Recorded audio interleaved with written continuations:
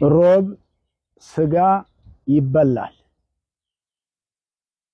ምክንያቱም ጌታችን ኢየሱስ ክርስቶስ የተወለደበትን ዕለት ስለምናከብርበት።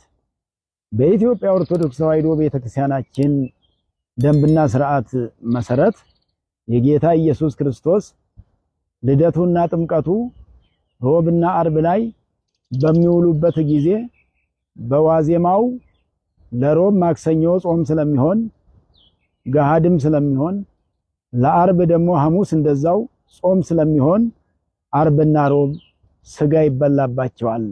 ፍስክ ናቸው። አርብና ሮብ ጾመ ድህነትም የሚባሉት በሌላ ጊዜ ነው። የጌታ ኢየሱስ ክርስቶስ በዓል ሲያጋጥምና ሲውልባቸው ግን ከጾመ ድህነታቸው ይልቅ የሚታሰበው የጌታችን ትልቁ በዓል ነው።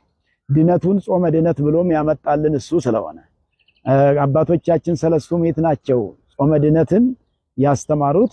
በራሳቸው መጽሐፍ ላይ ሰለስቱ ምዕት በሃይማኖተ አበው አርብና ሮብ እንደሚሻሩት በልደት በጥምቀት እንደዚሁም በጌታችን ኢየሱስ ክርስቶስ ትንሳኤ ነው። ትንሳኤም 50 ቀን ሙሉ በትንሳኤ ምክንያት አርብና ሮብ ፍስክ ይሆናሉ። ዛሬም ለአንድ ቀን ልደቱ ሮብ ላይ ስለዋለ ፍስክ ይሆናል። ጥምቀትም ሮብና አርብ ላይ በሚሆን እንደዚሁ ፍስክ ይሆናልና ስለዚህ ክርስቲያኖች ምናልባት ይበላል አይበላም በዚህ ቀን ብላችሁ የምታስቡት ሁሉ በዚህ ቀን ይበላል፣ በጌታችን ልደት ምክንያት ማለት ነው። በሌላ ጊዜ ግን አይበላም፣ ይጾማል ከዓመት እስከ ጾም ከበዓለ ሃምሳና ከልደትና ከጥምቀት በስተቀር። ስለዚህ ይሄንን በዚህ አስበን እንድንረዳና እንዳንወዛገብ ያስፈልጋል። ሌላው ደግሞ እርድ የሚባለው ከለቅዳሴ ከተወጣ በኋላ እንጂ ቀደም ብሎ ማታ ላይ አይታረድም። የሚታረደው በዓሉ ከደረሰ በኋላ ነው። በዋዜማ ማረድ ማለት በጾም ማረድ ነው። በጾም የታረደ እንደመብላት ነው።